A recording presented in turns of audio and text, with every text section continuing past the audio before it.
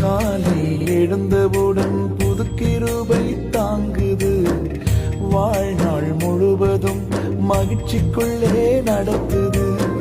காலை எழுந்தவுடன் புது கிருபை தாங்குது, வாழ்நாள் முழுவதும் மகிழ்ச்சிக்குள்ளே நடத்துது. நிர்மூலமாகாமலே